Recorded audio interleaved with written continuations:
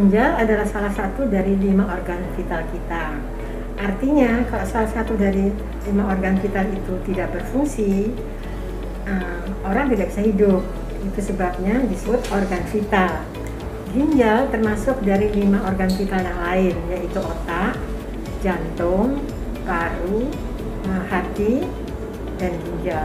Penyebab gagal ginjal ada beberapa, di antaranya tekanan darah tinggi, diabetes, dan penyakit-penyakit yang berasal dari ginjal sendiri. Misalnya penyakit ginjal autoimun, penyakit ginjal yang terjadi sejak muda, penyakit ginjal yang terdapat di dalam keluarga.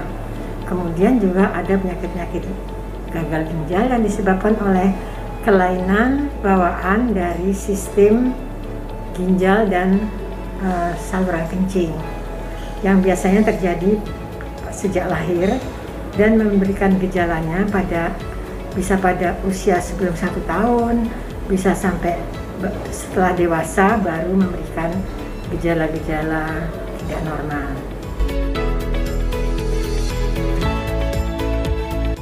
Ya, gagal ginjal bisa terjadi pada orang dewasa muda, bisa terjadi pada pubertas, dan bisa terjadi pada anak-anak masih kecil, bayi. Ya, sebenarnya gaya hidup memang mempengaruhi terjadinya gagal ginjal pada anak muda, tapi tentunya sudah harus ada dasar sakitnya.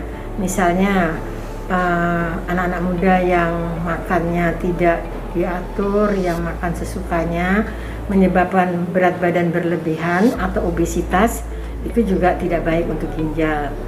Hipertensi yang sering terjadi juga pada anak muda yang tidak diurus, tidak diatur obatnya, tidak diatur makanannya, makanan yang banyak mengandung kolesterol dan sebagainya, itu juga akan mempengaruhi fungsi ginjal.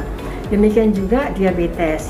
Banyak sekarang orang-orang muda sudah menderita diabetes, dan ini sangat berkaitan dengan keadaan environment, ya, keadaan sekitar, gaya hidup, makan yang berlebihan, yang tidak mengatur kadar gula darah.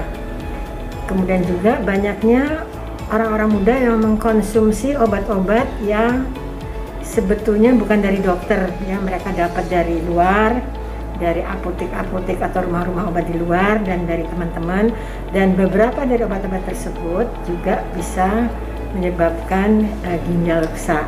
Itu terutama yang menyebabkan gagal ginjal pada orang muda. Di samping itu, merokok dan sebagainya itu juga tidak baik untuk kesehatan ginjal. Mula-mula mereka karena gagal ginjal ini memberikan gejala setelah lanjut, jadi mereka akan merasakan seperti nafsu makannya menurun, tidak ada tenaga, lekas capek, lekas berdebar-debar, jalan sebentar sudah terengah-engah, dan mereka kadang-kadang juga melihat kok mukanya jadi sembab, matanya bengkak, kadang-kadang juga ada bengkak di pergelangan kaki, di kaki bawah, dorsum pedis itu punggung dari kaki, dan juga susah tidur dan susah konsentrasi. Ya, tentunya dia harus ke dokter pertama kali. Kemudian dokter akan memeriksa, di antaranya selain pemeriksaan fisik, tekanan darah dan sebagainya, dokter akan memeriksa laboratorium. Laboratorium yang penting-penting adalah misalnya memeriksa berapa HB-nya, dan biasanya itu sudah termasuk di dalam screening singkat yang sudah cukup bisa memberikan gambaran pada dokter tersebut mengenai keadaan pasien ini. Jadi diantaranya pemeriksaan urin, kreatinin, pemeriksaan kencing, pemeriksaan elektrolit. Ada hal-hal yang bisa memperjelek keadaan ginjal, misalnya olahraga yang sangat berlebihan atau disebut strenuous exercise, dan ini menyebabkan otot-ototnya rusak ya, sehingga keluarlah protein dari dalam otot tersebut yang keadaan ini disebut rhabdomyolysis, dan protein yang ada di dalam otot tersebut itu akan masuk ke dalam peredaran darah dan masuk ke ginjal. Keadaan ini akan merusak ginjalnya. Sebetulnya olahraga baik untuk orang siapapun, termasuk orang-orang gagal ginjal. Dan untuk orang gagal ginjal, olahraga yang baik adalah olahraga yang tidak terlalu berat, tetapi berkelanjutan. Misalnya jalan kaki, berenang, bersepeda, segala kegiatan-kegiatan yang terus-menerus berlangsung dengan impact yang sedang akan sangat baik untuk orang-orang gagal ginjal. Jadi gagal ginjal baik pada anak muda dan pada orang tua kurang lebih pengobatannya sama. Karena sudah disebutkan tadi gagal ginjal, artinya ginjal tidak akan bisa berfungsi normal lagi, maka orang-orang ini harus diberikan pengobatan yang disebut terapi pengganti ginjal.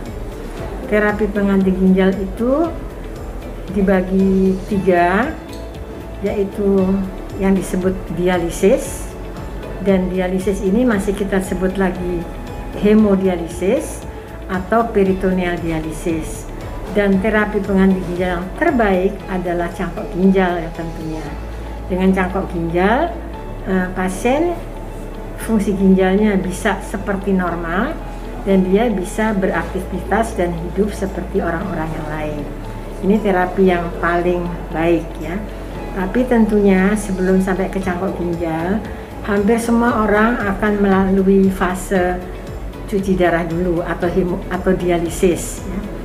Dialisis itu kalau kita sebut peritoneal dialisis, artinya dia bisa cuci darah mandiri di rumah, tidak perlu harus datang ke rumah sakit.